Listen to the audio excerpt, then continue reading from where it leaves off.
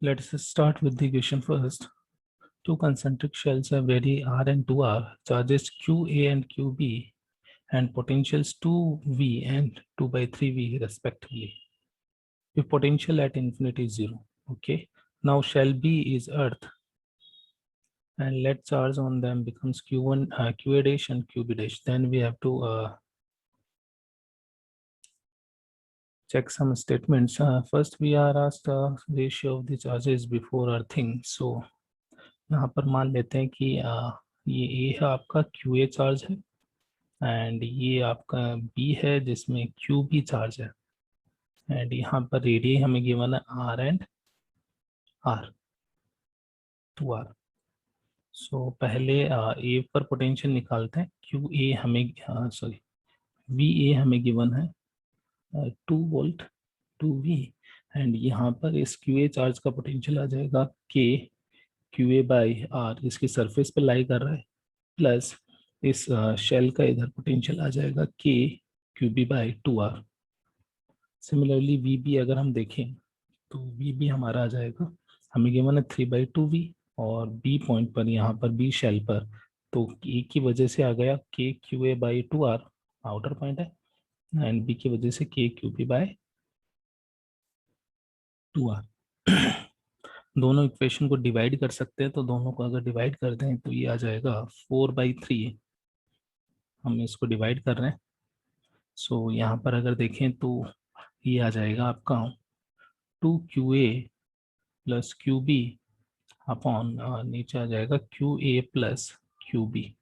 इसे सॉल्व करते हैं, तो इसे सॉल्व करेंगे, क्रॉस मल्टीप्लाई कर देते हैं. 3QA plus 3QB equals to 6QA plus 3QB. 3QB will be cancel out and यहाँ से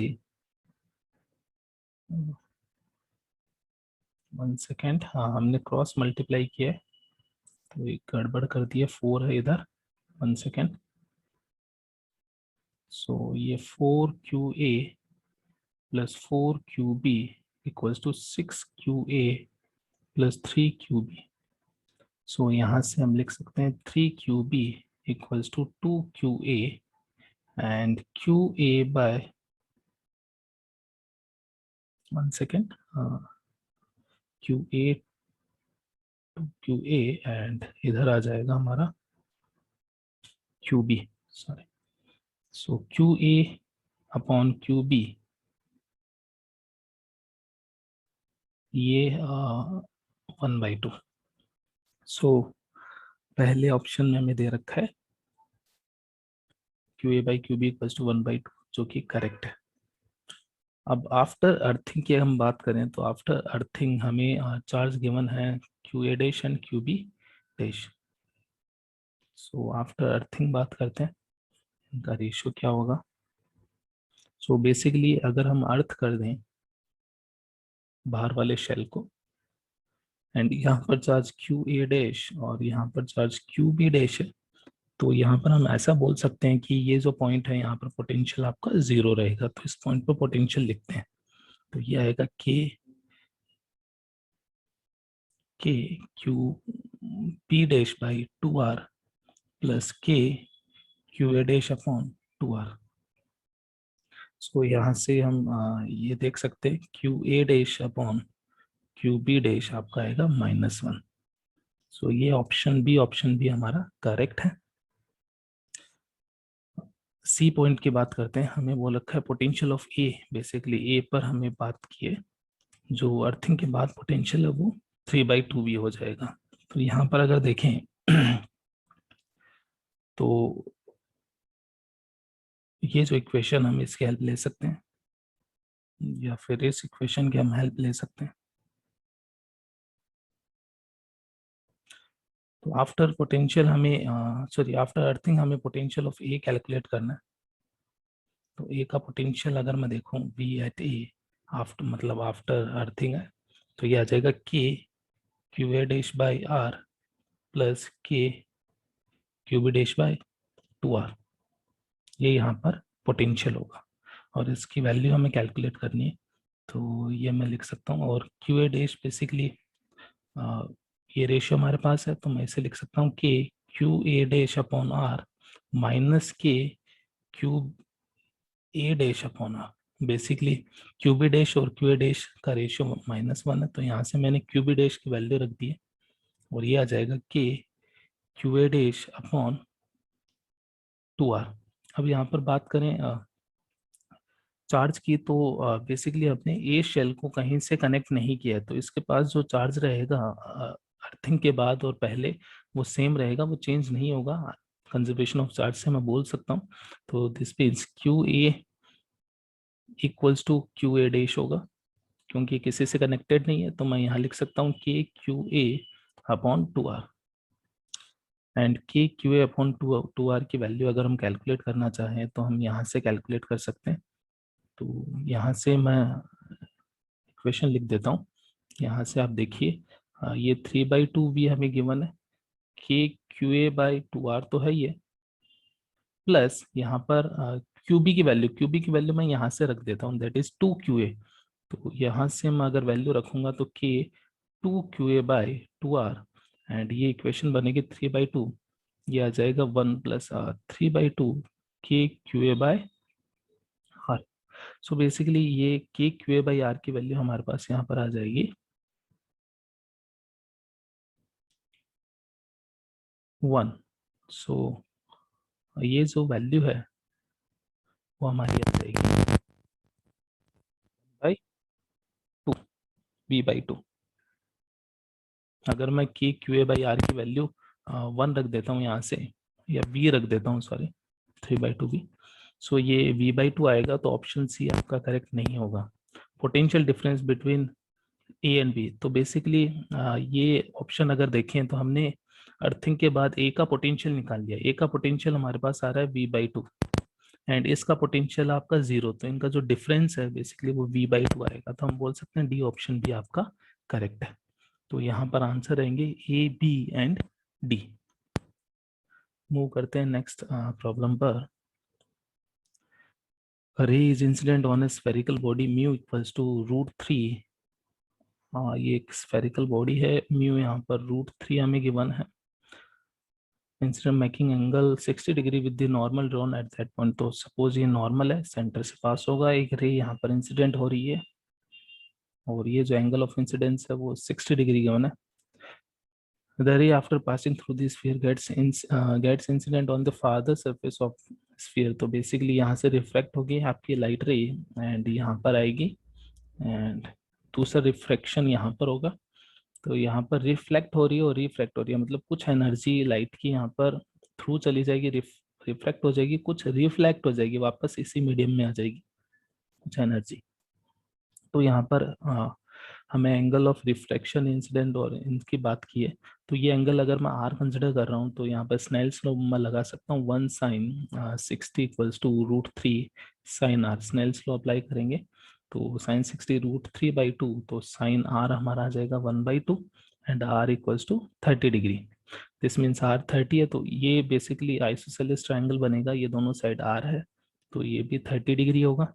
एंड फिर से स्नेल्स लॉ लगाएंगे यहाँ पर, तो यहाँ पर आ जाएगा √3 sin 30 इंसिडेंट सेकंड के लिए इक्वल्स टू 1 sin, और जो भी एंगल थीटा है तो थीटा, तो यहाँ से sin थीटा आपका आ जाएगा √3/2 and theta equals to 60 degree. This means ये 60 पर ये वापस इमर्ज होगी। तो यहाँ पर, और ये एंगल जो बेसिकली यहाँ रिफ्लेक्शन हो रहा है, तो ये एंगल इंसिडेंस के इक्वल होगा, तो ये भी 30 होगा। तो हमें पूछा angle of refraction at first surface. First surface पर एंगल ऑफ रिफ्रैक्शन 60 डिग्री, लेकिन यहाँ पर फर्स्ट सरफेस पर एंगल ऑफ रिफ्रैक्शन आ रहा है आपका 30 डिग्री, तो ये इनकरेक्ट होगा। The angle of refraction at first surface 30, तो ये करेक्ट है, रिफ्रैक्शन का 30 है। The angle of incident at second surface यहाँ पर इंसिडेंस का एंगल 30 है, ये करेक्ट है हमारा। The angle between reflected ray and reflected ray at second surface, तो ये बेसिकली एंगल हमें पूछा है। तो ये एंगल हम देख सकते हैं, ये 60 है आपका, और ये सॉरी ये 30 है एंगल। इस लाइन पर अगर देखें हम ऐसे देख सकते हैं इसे, ये जो लाइन है स्ट्रेट लाइन है, टोटल एंगल इधर 180 आना चाहिए, ये 30 है और ये 60 है, तो ये आपका 90 होगा। तो डी ऑप्शन भी हमारा करेक्ट है। तो यहाँ पर ऑप्शन होंगे हमारे correct option B, C and D. Move करते हैं नेक्स्ट प्रॉब्लम पर। The rectangular cavity ABCD is carved inside an equilateral prism PQR of refractive index √2 shown in the figure. For a ray entering at face PQ पर कोई enter कर रही है and emerge कर रही है PR से without passing through AB and CD। Basically यहाँ से पास नहीं करनी चाहिए, मतलब लाइट रे अगर आ रही है तो यहाँ से जाएगी और यहाँ से वापस जाएगी, AB और CD को क्रॉस नहीं करेगी। तो हमें डेविएशन के बारे में पूछ रखा है। तो हम यहाँ पर देख सकते हैं कि कोई भी स्लैब है अगर उससे लाइट अगर इंसिडेंट होती है, रिफ्लेक्ट हो रही है यहाँ पर, तो एंगल ऑफ रिफ्लेक्शन सपोज ये आ गया एंड देन ये एंगल सेम रहेगा और वापस इसी एंगल पर। तो लाइट जिस एंगल से आती है नॉर्मल से उसी एंगल पर ये वापस जा रही है। तो कहने का मतलब ये है कि यहाँ पर केवल लेटरल शिफ्ट होता है, कोई भी डेविएशन नहीं होता। दोनों जो लाइट है, जो इमर्जिंग लाइट है वो इंसिडेंट के पैरेलल ही होती है। तो यहाँ से कोई एक्स्ट्रा डेविएशन क्रिएट नहीं होता है, स्लैब से कोई भी डेविएशन क्रिएट नहीं होगा। तो यहाँ पर हम बात करें तो स्लैब का कोई इफेक्ट नहीं होगा, बस लाइट आपकी सपोज प्रिज्म था, सिंपली अगर प्रिज्म होता तो लाइट आपके सपोज ऐसे जा रही थी, तो इस केस में थोड़ा सा शिफ्ट आ जाएगा। अगर मैं यहाँ पर ये स्लैब डाल देता हूँ तो लाइट इसके पैरेलल ही जाएगी, बस थोड़ा सा लेटरल शिफ्ट आ जाएगा। तो डेविएशन पर कोई इफेक्ट नहीं पड़ेगा। There will not be any effect of cavity on deviation. तो ए ऑप्शन हमारा करेक्ट है। B option there may be no, there is no effect. For cavity filled with water delta minimum, तो delta minimum basically जो prism का delta minimum वही होगा। Cavity को चाहिए हम किसी से भी फिल कर दें, उससे डेल्टा चेंज नहीं होगा। डेल्टा मिनिमम के लिए हम फॉर्मूला लगा सकते हैं। प्रिज्म फॉर्मूला हमारा mu sine A/2 equals to sine A plus delta min by 2। तो प्रिज्म का जो रिफ्रैक्टिव इंडेक्स है √2 हमें गिवन है। अपेक्स एंगल हमें कैलकुलेट करना पड़ेगा इस केस में, तो हम कैलकुलेट कर लेते हैं ये एंगल। सो हमें दे रखा है इक्विलैटरल प्रिज्म, तो ये एंगल आपका 60 डिग्री है, तो मैं इसे 60 लिख देता हूँ and equals to sine 60 plus delta min by 2। Prism formula हम ऐसे लगा सकते हैं, sine 30 degree 1/√2, sorry 1/2, so √2 into 1/2 equals to sine 60 plus delta min by 2 and ये बेसिकली आ जाएगा 1/√2। तो हम इसे 45 डिग्री के इक्वल रख सकते हैं, sorry. So 45 equals to 60 plus delta min by 2। 90 minus 60 30 basically हमारा डेल्टा मिन आ जाएगा। तो डेल्टा मिन हमारे पास आएगा 30 डिग्री, चाहे हम किसी से भी इसे फिल करें डेविएशन उससे चेंज नहीं होगा। तो option A C D are the correct options. Let's see the next problem. Question 4. A conducting rod of length L, basically इसकी length हमें given है L, is moved at constant velocity V0 से इसे move करवा रहे हैं on two parallel conducting smooth fixed rails that are placed in uniform constant magnetic field B perpendicular to the plane of the rail. As shown in the figure, resistance R is connected between the two ends of the rail, then which of the following are correct. तो basically हम देख सकते हैं यहाँ पर magnetic field में ये road move कर रही है, तो इसमें ईएमएफ इंड्यूस हो जाएगा और इसमें ईएमएफ जो इंड्यूस होगा वो हम बोल सकते हैं कि इस तरीके से बीवीएल ईएमएफ इंड्यूस होगा, बीवीएल। और ये रेजिस्टेंस आर है तो यहाँ पर करंट फ्लो होगी, तो जो करंट फ्लो होगी यहाँ पर उसकी वैल्यू होगी बीवीएल अपॉन आर। ऑप्शन में अगर देखें तो thermal power dissipated in resistor is equal to rate of work done by external person pulling the rod. तो बेसिकली हम बोल सकते हैं कि मैग्नेटिक फील्ड कोई वर्क नहीं कर रहा है, work done by magnetic field 0 है। तो हमेशा जितना एक्सटर्नल एजेंट ने वर्क किया होगा उतना ही बेसिकली पावर में डिसिपेट हो रहा होगा। तो हम इस लॉजिक से आंसर कर सकते हैं कि ऑप्शन ए हमारा करेक्ट है, या फिर हम प्रूव भी कर सकते हैं कि जो पावर है रेजिस्टेंस में वो V इंटू आई होती है। सो अगर इसकी बात करें तो V हमारे पास है BVL, और ये है BVL by R। So BVL square by R, ये पावर डिसिपेटेड होगी रजिस्टर में, और जो हमने एक्स्ट्रा पावर हमें सप्लाई करनी पड़ेगी, क्योंकि हम कांस्टेंट वेलोसिटी इस पर कांस्टेंट वेलोसिटी से ले जा रहे हैं, तो एक्सटर्नल फोर्स हमें अप्लाई करना पड़ेगा, और वो बेसिकली मैग्नेटिक फोर्स के इक्वल होगा। तो जो पावर रहेगी एक्सटर्नल फोर्स की, जो फोर्स मैग्नेटिक फोर्स है, I L B, एंड ये फोर्स है, और अगर dx डिस्प्लेसमेंट हो रहा है dt टाइम में, तो ये पावर आ जाएगी वर्क अपॉन पावर। जो वर्क आएगा force into displacement upon time, and dx by dt को मैं लिख देता हूँ v। आई की वैल्यू पुट कर देता है, BVL अपॉन R है, और ये हमारा आ जाएगा LBV। सो बेसिकली ये BVL upon BVL square upon R, तो ये सेम आ रहा है, तो ये ऑप्शन हमारा करेक्ट होगा। बी ऑप्शन में हमें बोला है if applied external force is doubled, then part of external power increases the velocity of roll. if external force is doubled, अगर external force को हम डबल कर देंगे तो उससे velocity आपकी बढ़ जाएगी, velocity बढ़ जाएगी तो external power increases the velocity of roll। बिल्कुल सही। तो हमने अगर इसकी फोर्स बढ़ा दिया तो डेफिनेटली यहाँ पर वेलोसिटी बढ़ जाएगी, और इसके अकॉर्डिंगली मैग्नेटिक फोर्स भी बढ़ जाएगा, तो हम बी ऑप्शन भी करेक्ट बोल सकते हैं।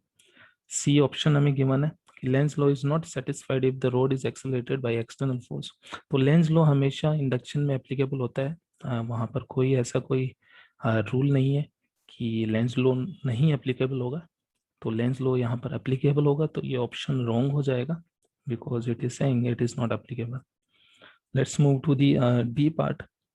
If resistance R is doubled, then power required to maintain the constant velocity V naught becomes half। तो अगर रेजिस्टेंस को डबल कर देंगे तो आप देख सकते हो जो एक्सटर्नल एजेंट की पावर है वो यहाँ पर जो आ रही है BVL स्क्वायर अपॉन R, तो सेम वेलोसिटी, और इसके लिए अगर मैं बात करूँ तो रेजिस्टेंस को अगर मैं डबल कर देता हूँ तो पावर आपको कितनी सप्लाई करनी पड़ेगी, हाफ, क्योंकि ये जो पावर एक्सटर्नल है वो इनवर्सली प्रोपोर्शनल टू आर है।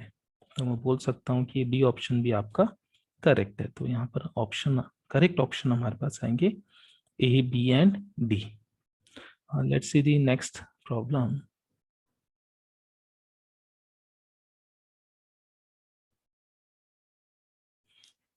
क्वेश्चन में गिवन है uniform rod A B of length 7 metre is undergoing combined rotational and translational motion such that at some instant of time velocity is of its end point A and center C both perpendicular to the road and opposite in direction, having magnitude 11 and 3. Okay, we are given in diagram. The velocity of center C and angular velocity of road remains constant. So अगर हम बात करें free body की, तो free body हमेशा centre of mass के about rotate करेगी, तो सेंटर ऑफ मास की वेलोसिटी मैं मान लेता हूँ v, और ये सपोज रोटेट भी कर रही है ओमेगा से।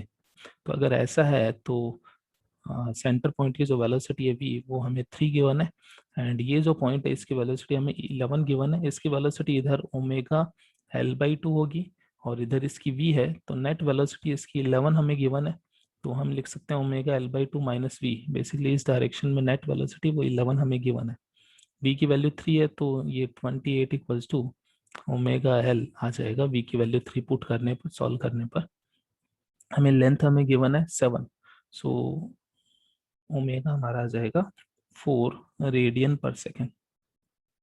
सो ओमेगा हमारा 4 रेडियन पर सेकेंड होगा।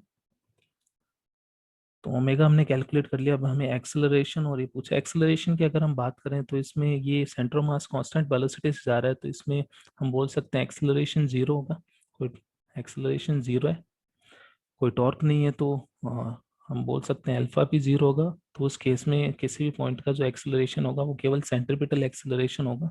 तो सेंट्रीपिटल एक्सेलरेशन की अगर मैं बात करूँ AC, that is v square by r, और या फिर हम बोल सकते हैं ओमेगा स्क्वायर r। ओमेगा हमें गिवन है 4, तो 4 स्क्वायर, एंड लेंथ हमें गिवन है 7/2।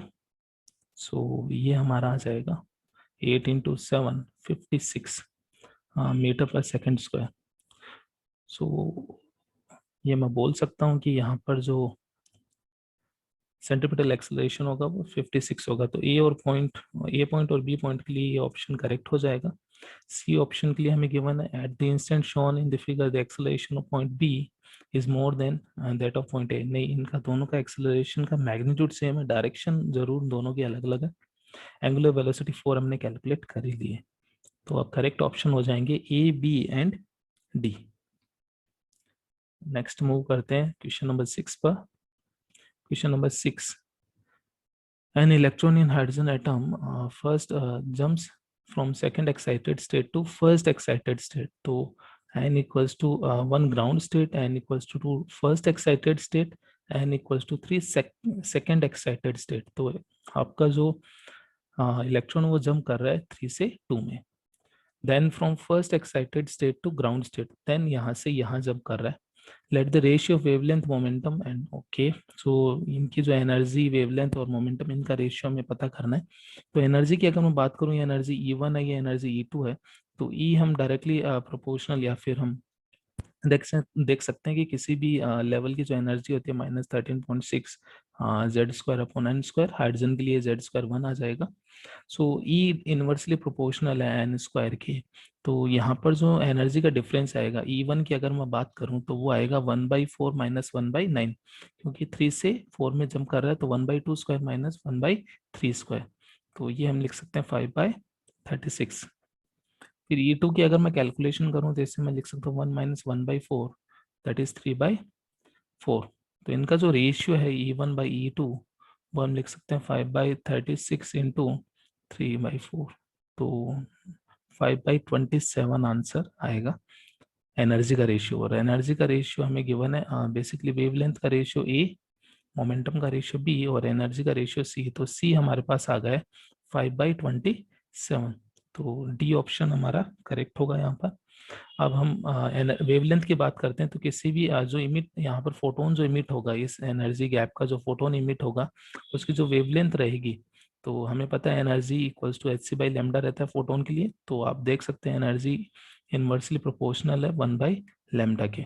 तो E1/E2 जो होगा वो बेसिकली λ2/λ1 होगा। सो यहाँ से मैं बोल सकता हूँ λ1/λ2 will be inverse of this, that is 27/5। जो हमने कैलकुलेट कर लिया।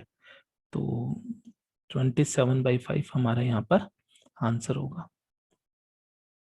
तो बी का आंसर हम दे सकते हैं 27/5, जो कि ऑप्शन में नहीं है।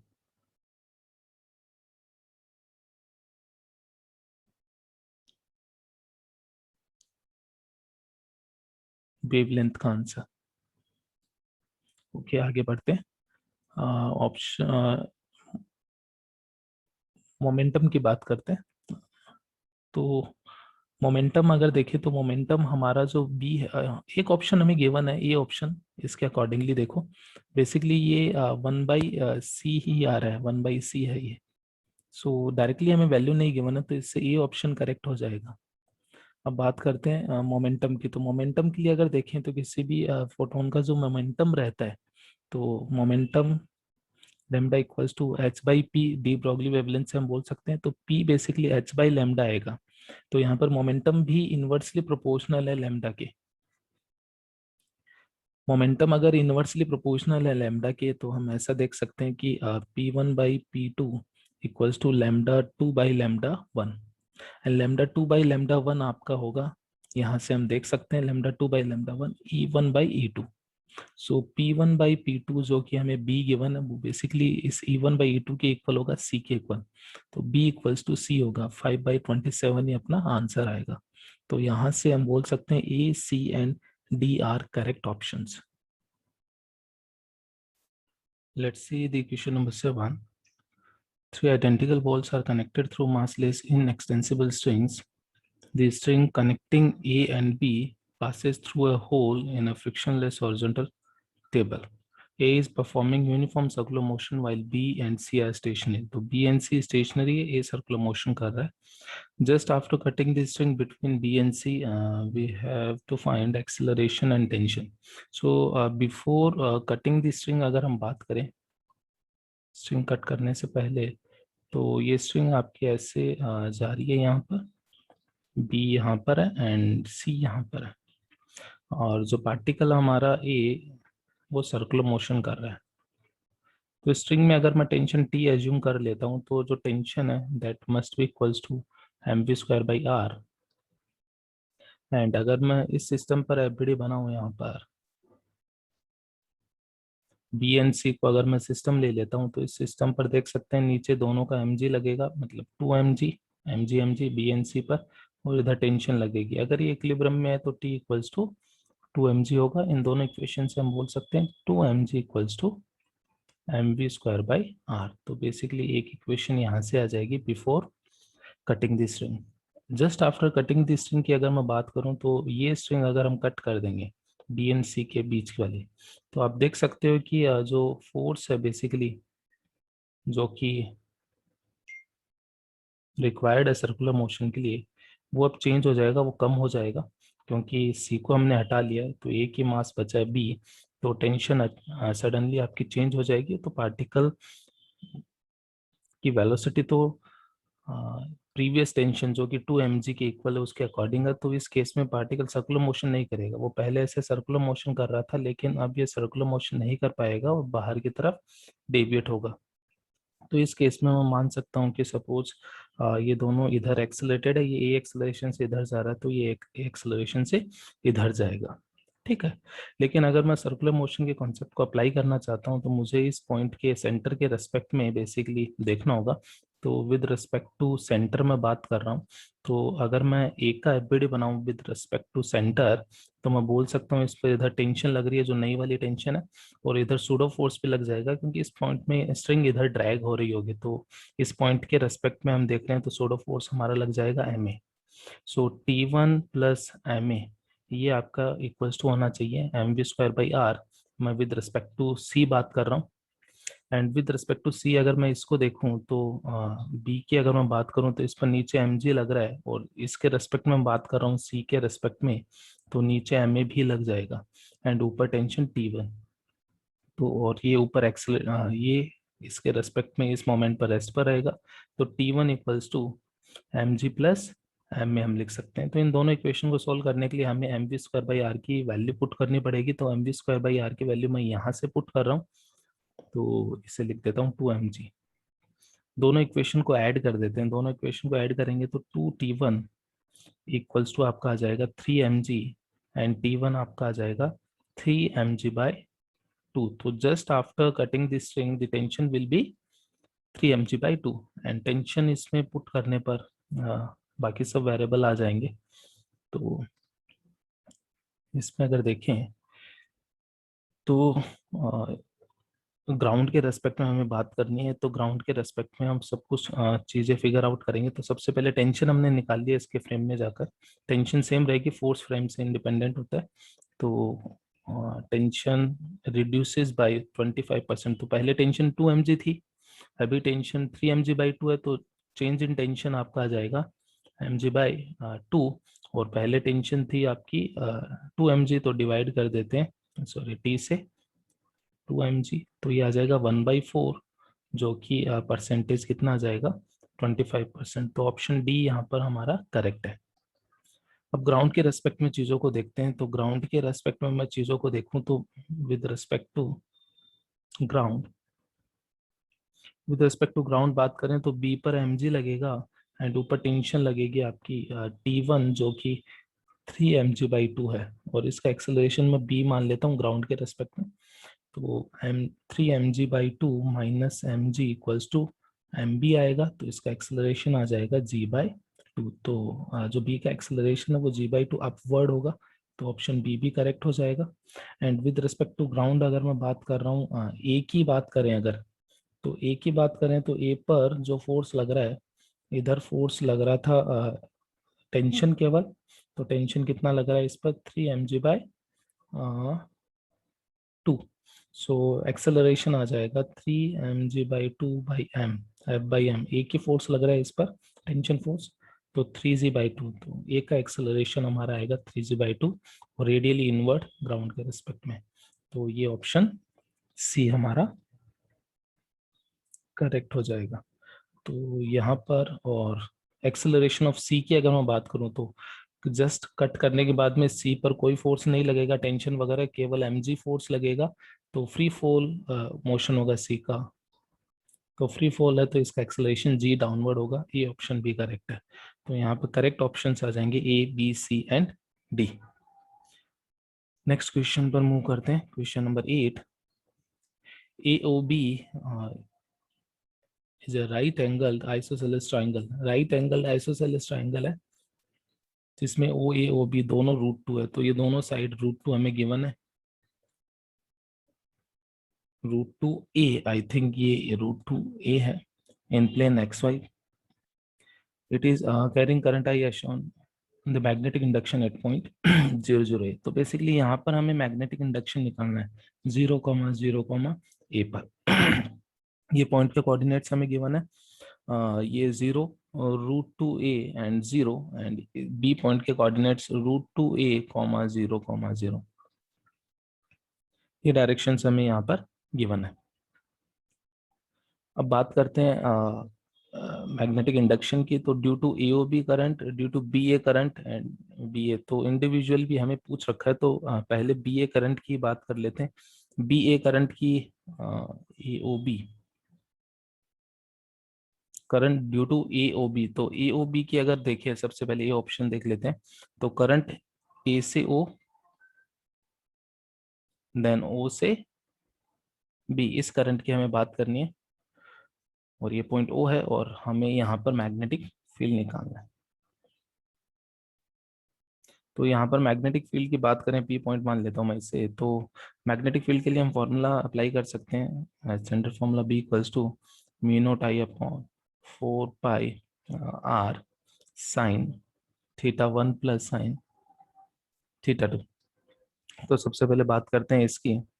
तो इस पॉइंट, इस करंट के लिए यहाँ पर इस एंड से जो एंगल आएगा, ये θ1 आपका, θ2 मैं लिख सकता हूँ, या θ1 0 आ जाएगा।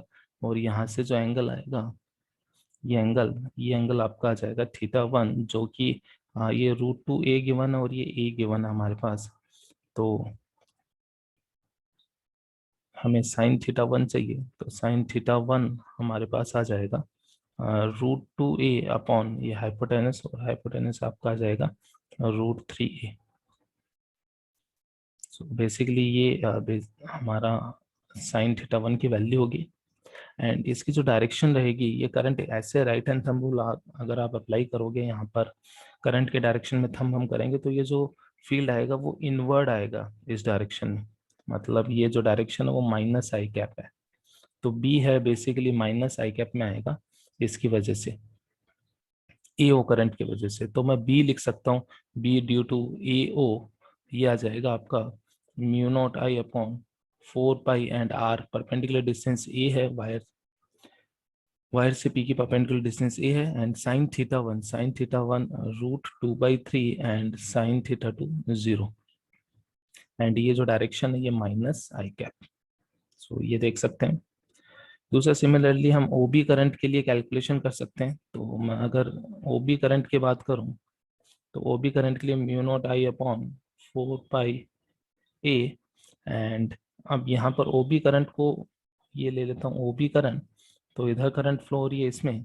तो अगर यहाँ पर मैग्नेटिक फील्ड की डायरेक्शन की मैं बात करूँ, तो वो इस डायरेक्शन में आएगा, और ये जो डायरेक्शन है, ये डायरेक्शन आपके -j कैप है।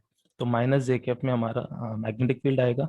एंड इसकी वैल्यू की अगर मैं बात करूँ, तो सेम तरीके से हम देख सकते हैं, जैसे ये ट्राइंगल बन रहा था POA, वैसे ही POP बनेगा। तो एक टर्म आपकी 0 आएगी एंड दूसरी टर्म आपकी √2/3। आप अगर यहाँ से ज्वाइन करोगे, और ये जो वैल्यू है एंगल की, यही बेसिकली आपका θ1 होगा। तो नेट जो फील्ड है उसकी कैलकुलेशन अगर देखें, तो हम ऐसे देख सकते हैं, नेट जो फील्ड आएगा वो इन दोनों का सम आएगा AOB का। तो ये आ जाएगा μ0I/4πa and root 2/3 minus I cap minus J cap. So ये टर्म आपकी आ जाएगी, इसे लिख सकते हैं mu naught I upon 2√2√3 pi A minus आगे ले लेते हैं I cap plus J cap. So ये आ जाएगा minus mu naught I upon 2√6 pi A I cap plus J cap. तो ये अपना आंसर होगा यहाँ पर। और ये आंसर अगर देखें तो ए और बी की वजह से यहाँ पर तो नहीं मैच कर रहा है, यहाँ पर मैच कर रहा है। तो ऑप्शन ए हमारा करेक्ट है। अब बात करते हैं बी ए करंट की। बी और डी ऑप्शन में बी ए करंट की बात कर रहा है, तो बी ए करंट की बात करते हैं। तो बी ए करंट के लिए हमें कुछ कैलकुलेशंस करनी पड़ेंगी। सो मैं डायग्राम ड्रॉ कर लेता हूँ यहाँ पर।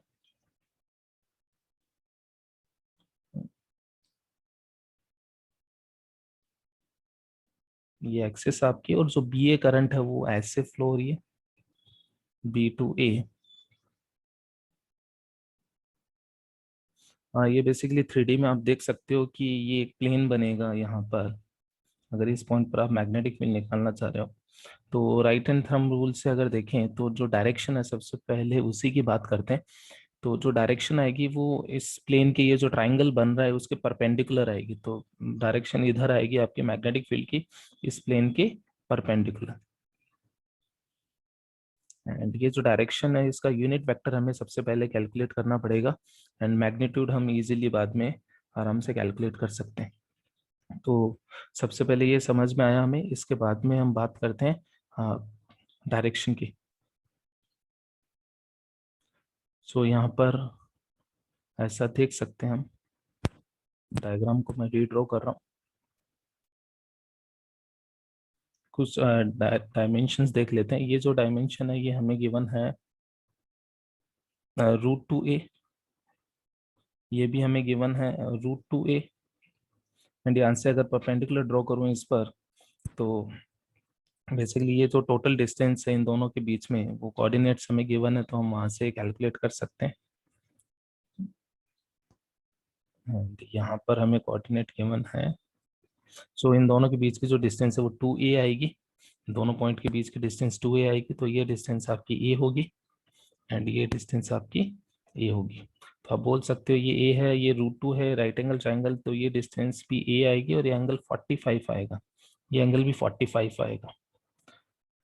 दिस मीन्स ये जो बाइसेक्टर होगा ये बेसिकली इसका प्रोजेक्शन अगर मैं देखूं तो इधर आएगा 45 डिग्री पर।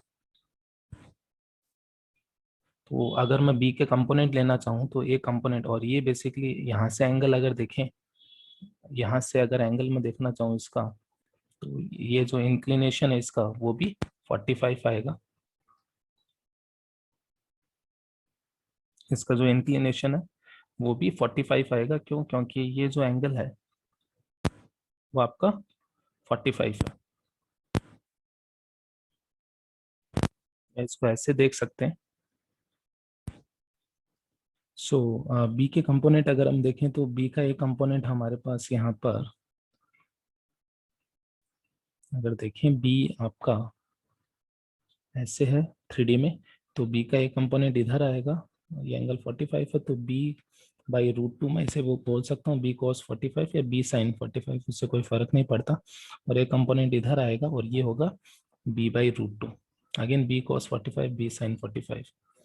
एंड यहाँ पर अगर मैं ये b√2 इसकी मैं बात करूँ तो ये बेसिकली z डायरेक्शन में, तो ये ऑलरेडी z डायरेक्शन में बी, इस b√2 की अगर मैं बात करूं तो वो एक्स वाई प्लेन में है, तो इसके दो कंपोनेंट आएंगे, एक एक्स एक्सिस के अलाउंग और एक वाई एक्सिस के अलाउंग।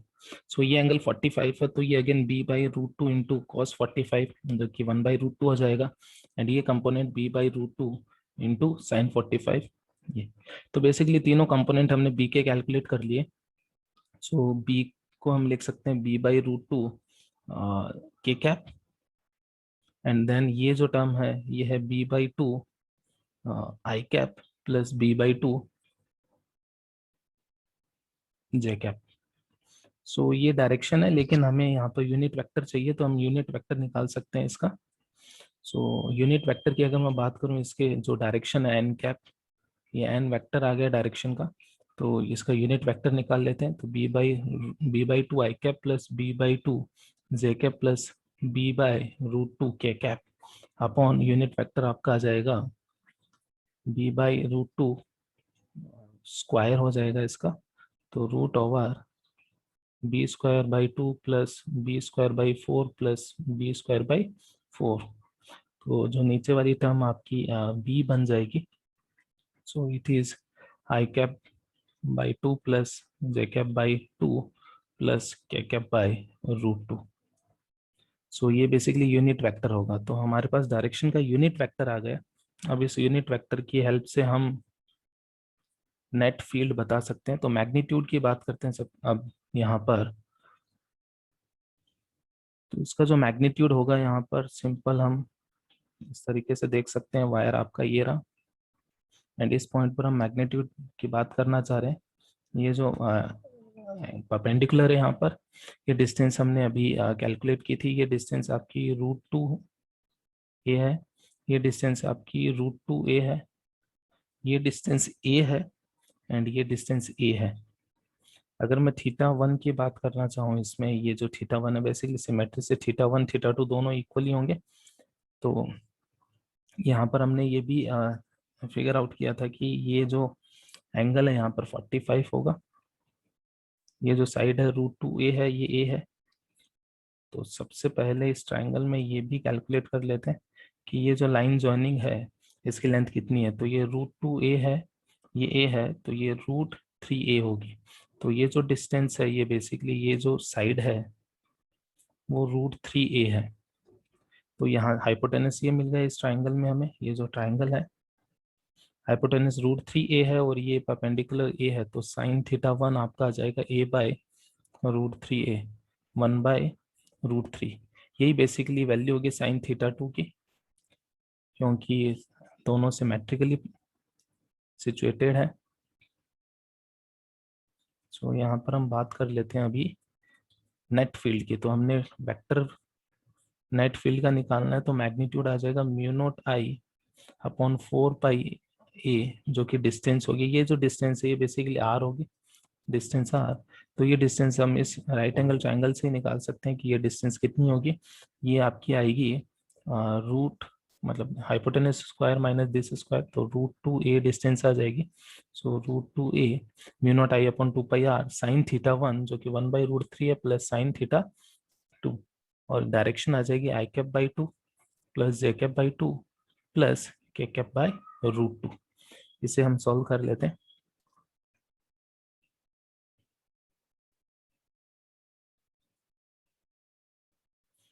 तो जो b की वैल्यू है वो हम लिख सकते हैं म्यू नॉट आई अपॉन, ये आ जाएगा four root two pi A and ये two by root three and यहाँ पर हम टू एलसीएम ले लेते हैं, तो I cap plus J cap plus root two K cap हम लिख सकते हैं यहाँ पर।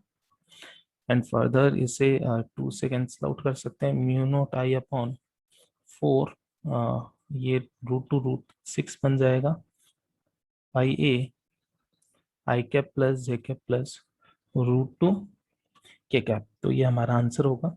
और ये ऑप्शन में कौन से में मैच करता है इसकी बात करते हैं। तो यहाँ पर ये मैच कर रहा है four by root six pi A, ये तो आ रहा है, लेकिन रूट टू आ रहा है हमारा यहाँ रूट थ्री है, तो डी ऑप्शन हमारा करेक्ट होगा। मूव करते हैं नेक्स्ट प्रॉब्लम पर। Question number 9, at t equals to 0 a bird starts flying horizontally from top of a tower of height 1.25 meter with initial acceleration of this, okay। Horizontally ये start कर रहा है rest से, bird आपका यहाँ से you zero है bird के लिए, और एक्सेलरेशन हमें दे रखा है 1.5 मीटर पर सेकंड स्क्वायर। और जिस टावर से इसने स्टार्ट किया है वो टावर की हाइट है 1.25 metre.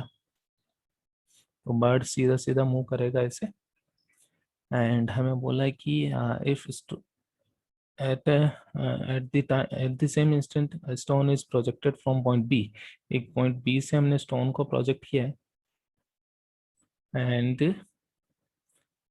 If stone hits the bird during its downward motion at an angle 45 degree to the horizontal, the time at which the stone will hit the bird. तो basically downward motion मतलब ये projectile की तरह move करेगा यहाँ पर, और जब ये सिचुएशन आएगी तब ये हिट करेगा इस बर्ड को, तो इस मोमेंट पर हिट करेगा। और यहाँ पर बोल रखा है downward motion at an angle 45, this means ये एंगल 45 है, तो आपकी जो एक्स डायरेक्शन की वेलोसिटी है और जो वाई डायरेक्शन की वेलोसिटी है वो दोनों ही आपकी सेम होगी magnitude wise.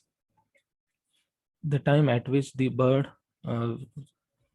Stone will hit the bird, okay. तो हमें टाइम निकालना है जिस पर ये कोलिजन होगी, तो इसके लिए हम ये कैलकुलेशन कर सकते हैं। स्टोन की अगर देखें तो एक्स डायरेक्शन में जो वेलोसिटी आएगी इसकी, मैं यू एक्स ले लेता हूँ, और वाई डायरेक्शन में इसकी वेलोसिटी यू वाई। हमें कुछ वेलोसिटी गिवन नहीं है यहाँ पर, सो फर्स्ट हम कॉलिजन के लिए अप्लाई कर सकते हैं कि डिस्प्लेसमेंट वाई डायरेक्शन में 1.25 होना चाहिए स्टोन का, तो S equals to U T plus half A T square लगा सकते हैं। तो ये मैं लिख सकता हूँ टाइम टी है अगर, तो हम you T plus half A T square यहाँ पर अप्लाई कर सकते हैं। तो मैं लिख देता हूँ ये U Y T minus half G, क्योंकि एक्सेलरेशन आपका माइनस ए है, माइनस जी है, एंड टी स्क्वायर। सिमिलरली अगर ये डिस्टेंस मान लेता हूँ सपोज एक्स है, और ये डिस्टेंस हमें क्वेश्चन में 3 गिवन है, तो एक्स डायरेक्शन का जो डिस्प्लेसमेंट होगा वो 3 प्लस एक्स होगा, और वो होगा you x into T. And similarly हम बोल सकते हैं कि जो वी वाई होगा वो होगा आपका u प्लस यू, जो कि U Y minus G T. लेकिन इसका नेगेटिव हमें लेना पड़ेगा क्योंकि मैं मैग्नीट्यूड की बात कर रहा हूँ इसके, तो ओरिजिनली ये नेगेटिव आने वाली है। क्यों? क्योंकि वाई डायरेक्शन की वेलोसिटी डाउनवर्ड डायरेक्शन में, तो इसको मैग्नीट्यूड बनाने के लिए हमने नेगेटिव साइन लगा दिया है। जो वी एक्स होगा that is equals to U X. And हमें गिवन है ये दोनों टर्म इक्वल है, तो दोनों टर्म इक्वल है तो हम बोल सकते हैं कि U X equals to minus U Y plus G T, और यहाँ से लिख सकते हैं U X plus U Y equals to G T. ये इक्वेशन की नंबरिंग कर देते हैं, इक्वेशन 1, इक्वेशन 2, और यहाँ से हमने एक इक्वेशन 3 भी पता कर ली है। हमें टाइम की वैल्यू कैलकुलेट करनी है, तो हम एक और इक्वेशन लिख सकते हैं। ये जो डिस्टेंस है एक्स डिस्टेंस को मैं लिख सकता हूँ, ये बेसिकली बर्ड का डिस्प्लेसमेंट होगा। यू टी 0 से स्टार्ट किया प्लस हाफ एक्सेलरेशन इसका 1.5 इंटू टी स्क्वायर, तो एक्स की वैल्यू भी हमारे पास आ गई है। तो इन चारों इक्वेशन से 1 2 3 4 से मैं 1+2 कर रहा हूँ सबसे पहले, तो आप 1+2 जब करोगे तो ये ऐड हो जाएंगे, तो 3 plus X plus 1.25 equals to U X plus U Y common ले लेता हूँ मैं, and T minus half G T square. And इसकी वैल्यू मैं इक्वेशन 3 से पुट कर देता हूँ, तो इक्वेशन 3 से यहाँ पर वैल्यू पुट कर देते हैं,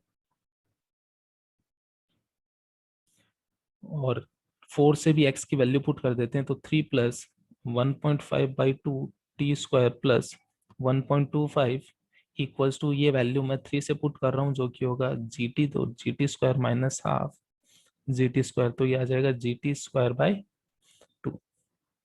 सो यहाँ से हम लिख सकते हैं 4.25 इक्वल्स टू, ये 10 है बेसिकली, टी स्क्वायर में कॉमन ले लेता हूँ, 10/2 5 and minus 1.5/2, so it will be t square, and यहाँ पर 10 माइनस 1.5 तो 8.5/2। सो टी स्क्वायर या टी की जो वैल्यू है वो हम लिख सकते हैं √ओवर 4.25 इंटू 2/8.5। 4.25 आपका आएगा 8.5 के इक्वल, सो बेसिकली इसकी वैल्यू आ जाएगी 1, तो यहाँ पर अपना आंसर होगा 1 सेकेंड। मूव करते हैं नेक्स्ट प्रॉब्लम पर। So next problem question 10, the dipole of dipole moment P equals to 2 I cap minus 3 J cap plus 4 K cap is placed at point this. The electric potential due to the dipole at the point B is minus B into 10 power 9 volt. All the parameters specified by SI units. Okay, B की value हमें potential निकालना है, तो हमें पता होगा potential due to dipole is V equals to K P dot R upon R cube होता है। यहाँ पर R बेसिकली डाइपोल आपका यहाँ रखा है, ये जो पॉइंट है 2,-3,1 है, और P पॉइंट यहाँ लाई कर रहा है जो कि B हमें गिवन है। यहाँ पर हमें डाइपोल मोमेंट सॉरी पोटेंशियल निकालना है 4-1, 0। तो ये वेक्टर हमें निकालना पड़ेगा R वेक्टर। सो R वेक्टर में लिख सकता हूँ, आप final coordinate minus initial coordinate कर दीजिए, तो 4-2 2i कैप प्लस -1 -3 तो 2j cap minus k cap. तो ये बेसिकली आर वेक्टर आ जाएगा। तो जो पोटेंशियल है वो हम लिख सकते हैं कि P dot are, P dot are हम कर सकते हैं, पी हमारे पास है और आर हमारे पास है, तो इनका डॉट प्रोडक्ट करते हैं, 2 × 2 4 एंड -6 एंड -4। ये बेसिकली आपका पी डॉट आर आ जाएगा। एंड यहाँ पर हम ऐसे आर की वैल्यू, आर का मैग्नीट्यूड हम निकाल सकते हैं √4 + 4 + 1, तो ये आ जाएगा R equals to 3, so 3 cube.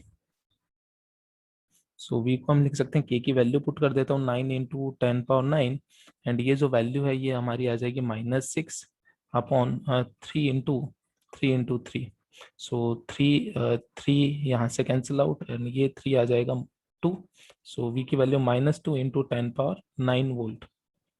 यहाँ पर इसे अगर कंपेयर करें इससे, तो B की वैल्यू मैं बोल सकता हूँ 2 होगी, हमारा आंसर होगा 2। नेक्स्ट प्रॉब्लम पर मूव करते हैं। Next problem question 11, two current in phase sources S1 and S2 are emitting light of wavelength 5000 angstrom are placed at 0.1 mm apart as shown in the figure. The detector is moved along a line perpendicular to S1 S2 and passing through S1. What is the position of farthest maxima? तो maxima की अगर हम बात करें इस case में कैसे maxima बन रहे होंगे, तो ये S1 है एंड ये S2 है।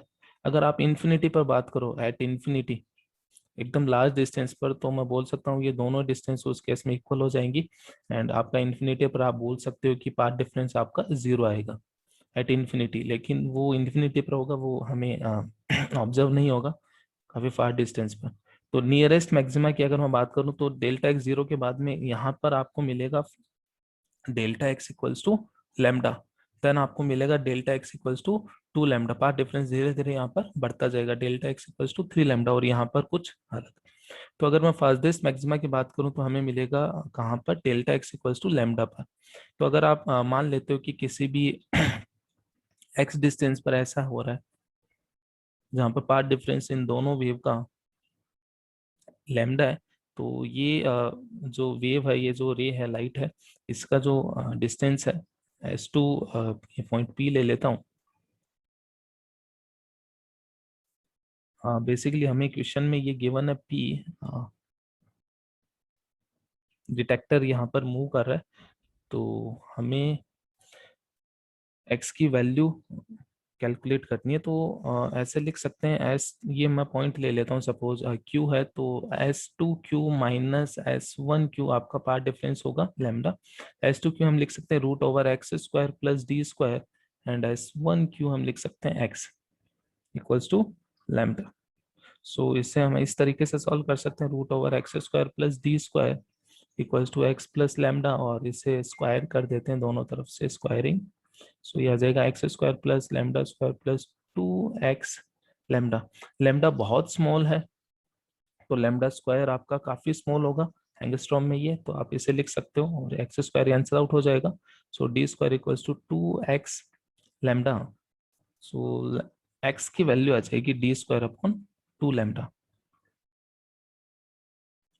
सो यहाँ पर वैल्यू पुट कर देते हैं, डी की वैल्यू हमें 1 mm गिवन है, तो 10 पावर -3 1 mm आई थिंक ये गिवन है, 1 second let me check, 0.1 mm हमें गिवन है, तो 0.1 mm है, मतलब 10 power -4 square upon 2 lambda. Wavelength हमें 5000 एंगस्ट्रॉम गिवन है, तो ये आ जाएगा 10 पावर -8 ओवर 2 इंटू, ये हम लिख सकते हैं 10 पावर -8 में 50 इंटू 10⁻⁸।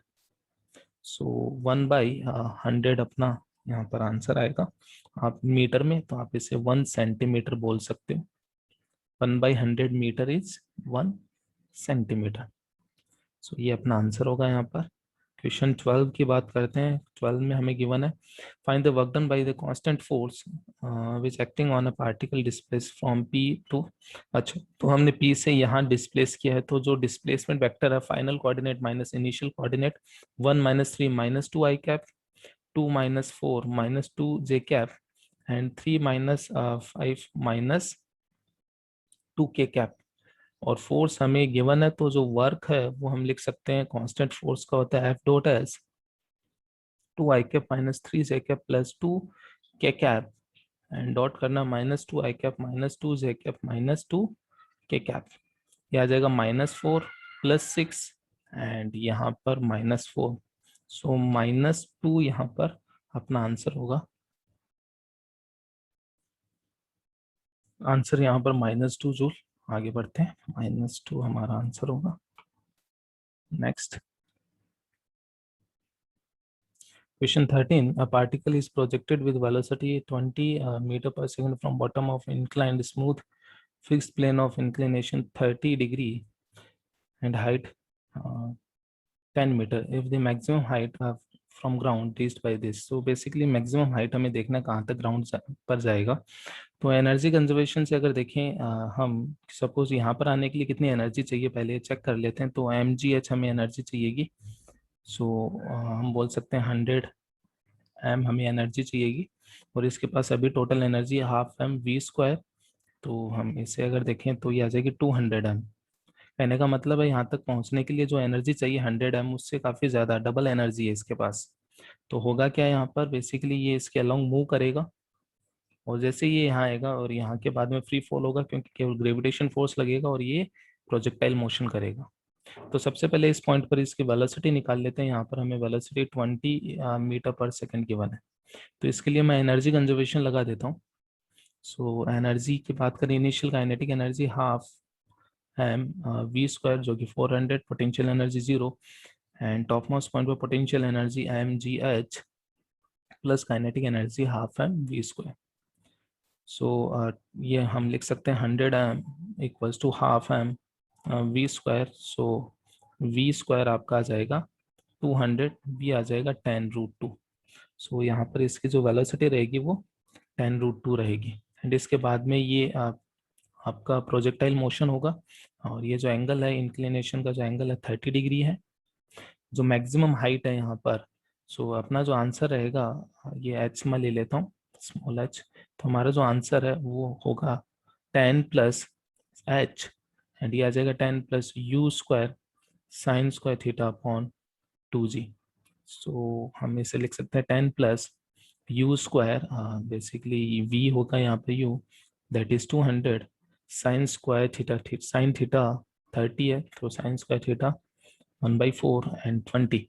सो ये हमारे पास आंसर आ जाएगा 10 प्लस ये हम लिख सकते हैं इसे 5/2, h इक्वल्स टू 25/2, एंड हमें इसे कन्वर्ट करना है इस गिवन, हमें h/2.5 चाहिए, तो बेसिकली h/2.5 हमारी आ जाएगी 25/2 इंटू 2.5, दैट इज 5। तो हमारा आंसर यहाँ पर होगा 5।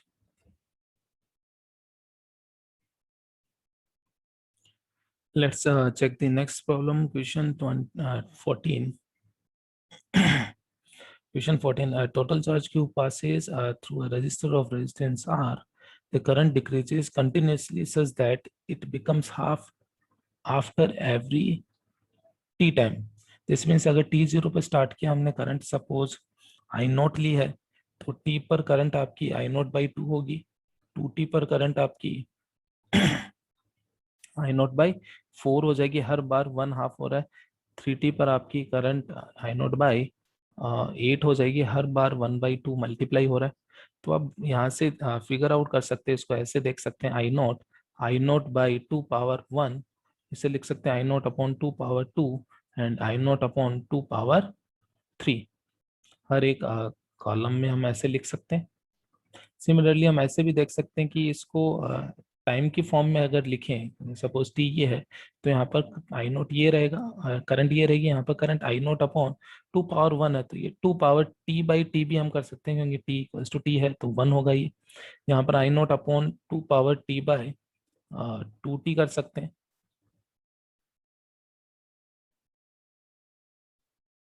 T/T, सॉरी, क्योंकि यहाँ पर ये स्मॉल टी 2T हम पुट करेंगे तो ये स्क्वायर आ जाएगा। तो बेसिकली जो करंट है उसका जो वेरिएशन है मैं बोल सकता हूँ वो इस तरीके से वेरी हो रही है I0/2 से। तो अगर इस स्मॉल टी जो टाइम है इसकी वैल्यू T0 रखोगे तो I0 आ जाएगी, T रखेंगे तो 2 आ जाएगा यहाँ पर, और 2T रखेंगे तो स्क्वायर हो जाएगा सिमिलरली। तो सबसे पहले हमने फंक्शन निकाल लिया करंट का कि किस तरीके से वेरी कर रही है। तो हमें इनिशियल वैल्यू कैलकुलेट करनी है। टोटल चार्ज हमें गिवन है, तो टोटल चार्ज जो फ्लोन होता है वो इंटीग्रेशन I/dt होता है, टोटल चार्ज फ्लोन। एंड यहाँ पर हम देख सकते हैं कि ये करंट कब जीरो होगी, तो T इन्फिनिटी पर ये करंट आपकी जीरो रहेगी। करंट जीरो करने के लिए टाइम आपको इन्फानाइट लगेगा, हर बार हाफ हो रही है, तो मुझे जो टोटल चार्ज कैलकुलेट करना पड़ेगा वो 0 से इन्फिनिटी तक कैलकुलेट करना पड़ेगा। एंड इसकी वैल्यू आ जाएगी I0/2 एंड dt 0 से इन्फिनिटी। इस फंक्शन को हमें इंटीग्रेट करना है। I0 तो कांस्टेंट है, वो मैं बाहर ले लेता हूँ, और ये आ जाएगा 2T/T dt। इस टाइप का जो इंटीग्रेशन है वो डायरेक्ट फॉर्मूला हमने नहीं सीखा है। हम ऐसे बोल सकते हैं कि अगर आप 2 पावर T/T को लेट से हम ले लेते हैं, ये x है, तो अगर दोनों तरफ लोग मैं ले लेता हूँ तो ऐसे लिख सकता हूँ ln 2 power T/T equals to ln x, T/T ln 2 equals to ln x। And यहाँ से मैं ऐसे भी लिख सकता हूँ कि x equals to E/T/T ln 2। तो इस तरीके से ये जो x था अपना, जो कि हमने 2 पावर T/T एज्यूम किया था, और किसी मेथड से भी आप ये फाइंड कर सकते हो। सो q इक्वल्स टू I0, मैं यहाँ पर ये वैल्यू पुट कर देता हूँ E/-T/T ln 2। मैं इसको न्यूमरेटर में ले आया हूँ तो पावर नेगेटिव कर दी है। एंड इससे E/x को सॉल्व करना इजी है, तो इसे हम सॉल्व कर सकते हैं। So q equals to I0, and इसका जो इंटीग्रेशन आएगा E/-T/T ln 2 upon -ln 2/T and 0 to infinity. Chain rule apply कर दिया हमने साथ में, substitution method. q equals to I0, and यहाँ से हम इसे लिख सकते हैं, इसको बाहर ले लेते हैं -T/ln 2, एंड ये पहले इन्फानाइट रख देते हैं, तो E/-∞ -E/0। सो ये बन जाएगा आपका, ये 0 बन जाएगा, ये 1 होगा तो -1 आएगा यहाँ पर, ये 0 ये 1 तो ये -1। सो आप लिख सकते हो I0T अपॉन ln 2। ये बेसिकली Q की वैल्यू आई है I0T अपॉन ln 2। और हमें जो एक्सप्रेशन गिवन है Q का, वो गिवन है I0 का, हमें गिवन I0 के Q log 2 अपॉन 2T। तो मैं यहाँ एक्सप्रेशन ले आता हूँ, हमारा जो एक्सप्रेशन है यही लिख लेता हूँ मैं। हमारा जो एक्सप्रेशन है वो है Q equals to I0T upon ln 2। यहाँ से I0 की वैल्यू आ जाएगी Q ln 2 अपॉन T। इससे कंपैरिजन अगर हम करें तो यहाँ पर k है और यहाँ पर 2 है, तो 2 से यहाँ मल्टीप्लाई कर देते हैं तो k की वैल्यू हमारे पास आ जाएगी 2। तो k की वैल्यू यहाँ पर होगी 2। नेक्स्ट मूव करते हैं नेक्स्ट क्वेश्चन पर, क्वेश्चन 15।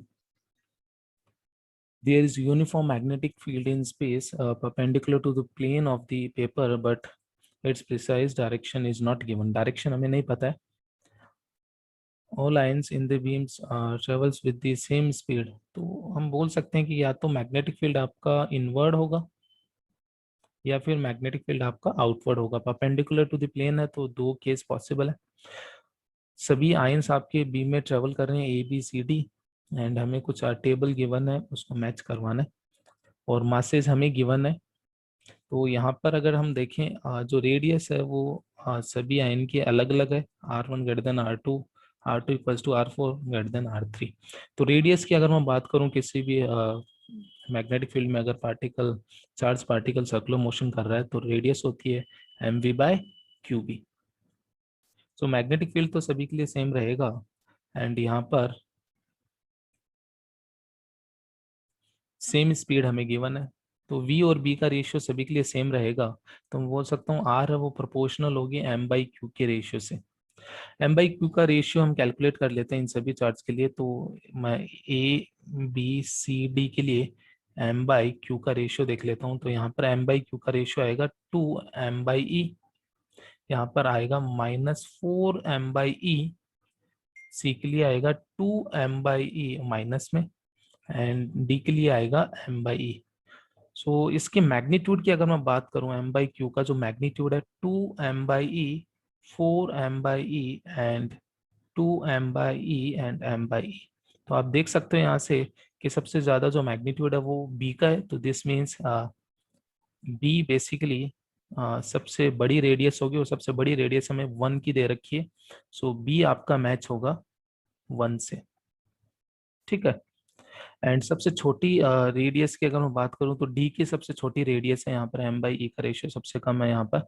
सो डी की सबसे स्मॉलेस्ट रेडियस होगी, और सबसे स्मॉलेस्ट रेडियस हमें 3 की गिवन है, तो मतलब डी करस्पॉन्डिंग टू 3 होगा। अब बात करते हैं ए एंड सी की। तो ए एंड सी की अगर बात करें तो A and C same radius purchase कर रहे हैं, तो अब 2 भी हो सकता है और 4 भी हो सकता है। उसकी बात करते हैं कैसे हमें पता चलेगा। तो यहाँ पर देखिए बी नेगेटिव आयन था, बी नेगेटिव आयन है, तो बी 1 है तो बी यहाँ पर है, तो 2 भी नेगेटिव आयन होगा, ठीक है। सिमिलरली आप देख सकते हो डी पॉजिटिव पॉजिटिव आयन है, तो डी 3 के करस्पॉन्डिंग था, तो मतलब डी ये है। तो पॉजिटिव आयन तो राइट साइड में आ रहे हैं, और negative sign negative ions left side में आ रहे हैं, ठीक है। तो अब देखिए ए कैसा आयन है आपका, पॉजिटिव आयन है, ए पॉजिटिव है, तो पॉजिटिव किसकी साइड में आएंगे, डी की साइड में। तो दिस मीन्स ये ए होगा, तो आप मैच करवा सकते हो ए को किससे, 4 से। एंड सिमिलरली हम बोल सकते हैं कि सी नेगेटिव आयन है तो ये बी की तरफ होगा, बी की तरफ होगा तो 2 बेसिकली सी होगा, सी को मैच करवा सकते हैं 2 से। न्यूट्रल आयन कोई भी नहीं है, तो सीधा कोई भी नहीं जाएगा। तो यहाँ पर ऑप्शन अगर देखें हम, तो हम बोल सकते हैं कि ए तो आपका 4 होगा, बी आपका 1, सी 2 एंड डी 3, ये अपना आंसर होगा यहाँ पर। Let's check the last question, question number 16। Question 16 में गिवन है कि in the following figures identifying the points with respect to which angular momentum is conserved. Angular momentum की अगर हम बात करें तो टॉर्क जो बेसिकली होता है माइनस टॉर्क को हम लिख सकते हैं dl/dt। एंगुलर मोमेंटम कंजर्व है, एल अगर कांस्टेंट है किसी पॉइंट के अबाउट, तो उस पॉइंट के अबाउट टॉर्क डेफिनेटली जीरो होगा, क्योंकि कांस्टेंट का डिफरेंशिएशन जीरो होता है। तो हमें टॉर्क जीरो फाइंड करना है। तो यहाँ पर फर्स्ट केस में अगर हम बात करें तो यहाँ पर कोलिजन होगी, तो इस पॉइंट पर नॉर्मल कॉन्टेक्ट फोर्स लगेगा। तो यहाँ पर आप बात कर सकते हो कि ये जो पॉइंट है, इस पॉइंट के अबाउट आपका एंगुलर मोमेंटम कंजर्व रहेगा, इस पॉइंट के अबाउट आपका टॉर्क जीरो रहेगा। लेकिन ये पॉइंट हमें कोई मार्क ये पॉइंट हमें गिवन नहीं है, हमें पॉइंट सी गिवन है जिससे ये नॉर्मल कांटेक्ट पास कर रहा है। तो नॉर्मल कांटेक्ट अगर सी से पास कर रहा है तो सी के अबाउट इसका टॉर्क जीरो रहेगा, क्योंकि अगर कोई भी फोर्स किसी पॉइंट से अगर पास हो रहा है उसकी डायरेक्शन में है तो उसका टॉर्क उस पॉइंट से जीरो रहेगा। Torque equals to R cross F होता है, आर एफ साइन थीटा। तो इस केस में आर जो बेसिकली ये रहेगा और ये एफ दोनों में एंगल 0 डिग्री होगा, तो टॉर्क आपका 0 आ जाता है। तो मैं बोल सकता हूँ सी पहले पॉइंट के लिए, ए के लिए हमें सी मैच करना चाहिए, या फिर पी, अगर मैं दूसरे कॉलम में देखूं तो ए मैच होगा पी से। बी की बात करते हैं। B basically particle circular motion कर रहा है, यहाँ पर आप देख सकते हो, और इसका सेंटर डी है। तो इस पर जो भी फोर्स लगेगा वो सेंट्रीपिटल फोर्स होगा। सेंट्रीपिटल फोर्स है तो वो हमेशा सेंटर से पास करेगा, तो सेंटर के अबाउट टॉर्क 0 आएगा। तो डी के अबाउट यहाँ पर टॉर्क 0 आएगा, तो मैं बोल सकता हूँ कि डी पॉइंट बेसिकली यहाँ पर वो पॉइंट होगा जिसके अबाउट एंगुलर मोमेंटम कंजर्व रहेगा। डी पॉइंट एस में है तो बी को हम एस से मैच करवा सकते हैं। बात करते हैं सी की, तो सी आप देख सकते हो ग्रेविटेशन फोर्स के अंडर ये प्लेनेट मूव कर रहा है सन के अराउंड, तो इस पर जो भी फोर्स लगेगा वो हमेशा सेंटर सन की तरफ लगेगा। तो सन की तरफ लग रहा है तो सन से हमेशा ये फोर्स पास करेगा, ग्रेविटेशन फोर्स, तो सन के अबाउट टॉर्क 0 आएगा। सन के अबाउट टॉर्क 0 है तो सन के अबाउट एंगुलर मोमेंटम भी कंजर्व रहेगा ए पॉइंट के अबाउट, तो हम सी को मैच करवा सकते हैं पी से। एंड नेक्स्ट अगर इसकी हम बात करें, रफ सरफेस है ये कोई, तो यहाँ पर ये बेसिकली रोलिंग हो रही है, तो ये नॉर्मल कांटेक्ट इधर लगेगा, एमजी नीचे लगेगा, जो कि बैलेंस हो जाएगा, वाई डायरेक्शन मोशन नहीं हो रहा है, लेकिन यहाँ पर फ्रिक्शन भी लगेगा, एंड फ्रिक्शन सरफेस के अलोंग लगेगा। तो फ्रिक्शन सरफेस के अलोंग लग रहा है तो ये बी पॉइंट से पास होगा, तो टॉर्क बी के अबाउट बेसिकली 0 होगा। बी के अबाउट टॉर्क 0, तो मैं बोल सकता हूँ बी के अबाउट एंगुलर मोमेंटम इस सिस्टम का कंजर्व रहेगा। तो बी पॉइंट ऑप्शन क्यू है। तो जो मैच है वो हम ऐसे करवा सकते हैं।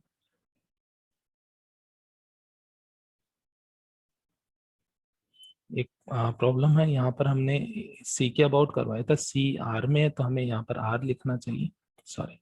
सो आर एस पी क्यू अपना यहाँ पर मैचिंग रहेगी।